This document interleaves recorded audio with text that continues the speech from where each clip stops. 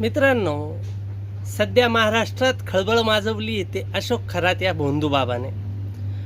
अशोक खरात हा काही पहिला भोंदू नाही मित्रांनो, जो आपल्या देशात किंवा महाराष्ट्रात सापडला. असे अनेक भोंदूबाबा होऊन गेले, होत आहेत, आणि भोंदूबाबा का निर्माण होतात यावर आपण विचार केला पाहिजे.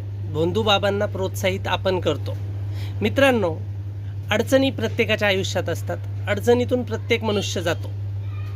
अडचणीत जात असताना फक्त डोळे बंद करून देवासमोर उभे राहावे आणि देवावर श्रद्धा ठेवावी. त्याने जन्माला घातलंय ना, तो सगळं नीट करेल.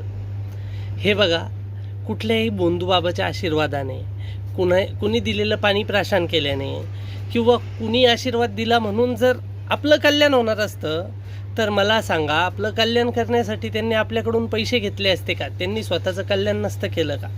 या गोष्टीवर विचार जरूर झाला पाहिजे मित्रांनो. आणि आपण आता 21व्या शतकात आहोत याचा विचार करून वागलं पाहिजे.